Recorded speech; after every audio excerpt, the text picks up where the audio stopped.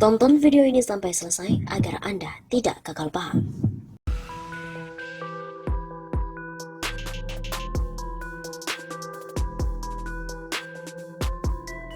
Sobat 651 Safa, kembali lagi bersama dengan kami untuk mengulas fakta-fakta perpolitikan dan juga informasi terkini di tanah air. Anies Baswedan lolos Nyapres 2024. Penghujung bulan Januari 2022 menjadi sangat menarik. Anies Rashid Baswedan menghadiri 3 event partai politik. Di sela-sela acara tersebut bahkan bergema teriakan Anies Presiden. Pertama, saat Anies Baswedan berkunjung ke Makassar 22 Januari 2022 dalam acara Forum Entrepreneurship Makassar di Finisi Hall, Hotel Claro, dengan tema diskusi masyarakat sosial menyambut Anies Baswedan. Dalam acara ini Anies Baswedan didampingi oleh petinggi Partai Nasdem Sulawesi Selatan. Kedua, ketika Anies menghadiri Zulhas Award dan pidato kebudayaan Ketua Umum PAN Zulkifli Hasan di Perpustakaan Nasional 30 Januari 2022, Anies juga sempat berpidato. Acara ini juga dihadiri oleh Erick Thohir dan juga Ridwan Kamil. Kemudian yang ketiga, peringatan hari lahir atau Harlah P3 di Jakarta pada 30 Januari 2022. Dalam acara ini Anies Baswedan diberi gelar Tokoh Persatuan Pembangunan oleh Dewan Pimpinan Wilayah atau DPW P3 DKI Jakarta. Selanjutnya Anies Baswedan menghadiri Harlah P3 Yogyakarta pada 31 Januari 2022. Sinyal Nasdem, PAN, dan P3 akan mengusung Anies Baswedan sebagai calon presiden 2024-2029 makin menguat. Koalisi ketiga partai itu telah melampaui batas minimal seperti dipersyaratkan oleh pasal 222 Undang-Undang Nomor 7 Tahun 2017 tentang pemilu. Presidential threshold 20% dengan 122 kursi DPR atau 21,2%, persentase angka cantik. Apalagi ditambah Partai Keadilan Sejahtera atau PKS yang memiliki 50 kursi DPR. Sehingga jumlah kursi DPR keempat partai pengusung Anies Baswedan menjadi 172 kursi atau 29,9%. Partai diuntungkan Anies. Bagi Nasdem, PKS, PAN, dan P3 sangat diuntungkan dengan mengusung Anies Baswedan sebagai capres pada Pilpres yang digelar 14 Februari 2024. Soalnya, PKS dan juga PAN dalam bayang-bayang Partai Gelora dan Partai Umat. PKS, PAN, dan P3 mesti menjaga agar tetap lolos ke Senayan di Pileg 2024 yang dilakukan serentak dengan Pilpres. Apalagi P3 posisinya kritis, batas parlemen threshold 4%, sementara P3 memiliki 19 kursi DPR atau 4,52% dari suara nasional hasil Pileg 2019 kemarin. P3 kehilangan 20 kursi DPR jika dibandingkan dengan Pileg 2014. Kembalinya Haji Lulung Abraham Lunggana ke rahimullah. Dari P3 dan juga adanya sosok Anies Baswedan berpotensi besar, partai berlambang Ka'bah itu kembali bangkit pada Pileg 2024. Nasdem, PKS, PAN, dan P3 memerlukan tokoh pembangkit suara agar tetap lolos ke Senayan pada Pileg 2024. Dengan mendukung Anies Baswedan, keempat partai pendukung itu bakalan memperoleh efek ekor jas atau kotel effect. Lalu bagaimana dengan 5 partai lainnya? Koalisi PDIP dan Gerindra dengan 37% kursi DPR. Rumor yang beredar, PDIP dan Gerindra akan mengusung duet Prabowo Subianto Puan Maharani. Terakhir koalisi Golkar, Demokrat, dan PKB.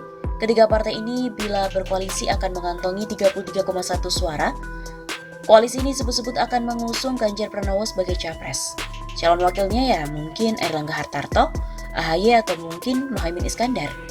Dengan peta koalisi parpol tersebut tentu saja menguntungkan Anies Baswedan untuk menjadi Presiden RI ke-8 insya Allah. Peluang menang terbuka lebar. Di samping itu, Pileg 2024 menjadi pertaruhan partai-partai menengah untuk tetap lolos ke Senayan, serta membuka celah meminimalisir keterbelahan rakyat seperti pada Pilpres 2019.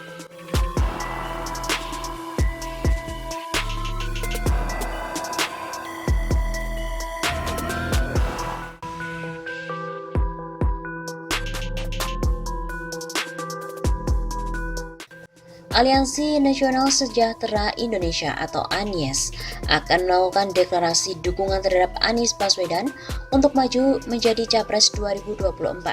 Anies dinilai telah menepati janji-janji kampanyenya.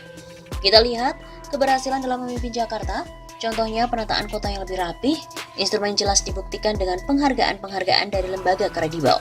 Banyak penghargaan, baik bagaimana integrasi, transportasi, kemudian bagaimana penataan jalan, pembangunan sarana, baik infrastruktur, menggerakkan masyarakat. 23 janji kampanye Anies kan kelihatan, ada yang sudah dikerjakan, ada yang sedang berjalan. Ujar Koordinator Deklarator Anies Laode Basir kepada wartawan Selasa 19 Oktober. Deklarasi ini sendiri akan digelar pada Rabu besok 20 Oktober di Gedung Juang 45. Adapun siaran langsung melalui Zoom dan juga YouTube. Basir mengatakan, Aliansi Nasional Indonesia Sejahtera akan menjadi wadah untuk Anies berkeliling Indonesia setelah menjabat sebagai Gubernur DKI Jakarta. Pak Anies kan menyampaikan bahwa setelah beliau sebagai Gubernur DKI di Oktober 2022 nanti, beliau kan akan jalan keliling Indonesia ya. Nah, bagaimana Aliansi Nasional Indonesia juga menjadi wadah beliau untuk mengelilingi Indonesia. Itu tentu kita akan memperkuat jaringan basis-basis massa seluruh wilayah Indonesia dari kota sampai pedesaan, begitu katanya. Basir juga mengatakan Aliansi Nasional Indonesia Sejahtera sejak tahun 2018 sudah mendukung Anies untuk menyapres. Aliansi ini disebut-sebut diisi oleh sejumlah aktivis. Basir mengatakan saat deklarasi Anies tidak ikut hadir. 2018 kita mendorong Pak Anies jadi calon presiden juga. Tapi komitmen Pak Anies untuk lebih concern di Jakarta, kita mendorong itu. Kan gubernur sebelumnya Pak Jokowi hanya 1 tahun. Kalau itu diulangi Pak Anies, kan itu menjadi presiden yang tidak bagus. Sebuah contoh yang tidak bagus, begitu katanya. Seperti kita tahu bahwa pengamat juga mengatakan mayoritas janji-janji kampanye Anies sudah terrealisasi. Pengamat komunikasi politik Jamiluddin Ritonga menilai mayoritas janji kampanye Anies Baswedan saat pemilihan Gubernur DKI Jakarta sudah banyak yang direalisasikan. Jamiluddin menyatakan salah satu janji kampanye Anies Baswedan yang telah terrealisasi adalah Jakarta International Stadium atau JIS. Janji stadion sepak bola misalnya pembangunannya sudah memasuki tahap akhir. Oleh karena itu janji ini akan terrealisasi sebelum masa jabatan Anies berakhir, kata Jamiluddin kepada redaksi pada Kamis September lalu. Menurut Jamiluddin, janji politik Anies Baswedan yang lain seperti rumah DP 0% dan juga program OKOC juga sudah terlaksana, meskipun belum mencapaikan target.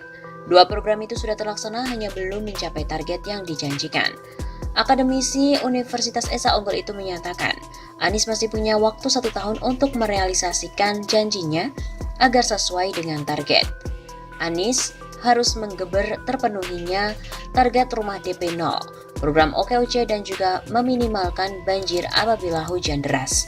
Tidak hanya itu, Jamiluddin juga mengingatkan mantan Menteri Pendidikan itu untuk berhati-hati agar program kerjanya tidak tersangkut hukum.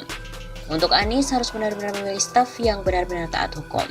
Begitu tegasnya.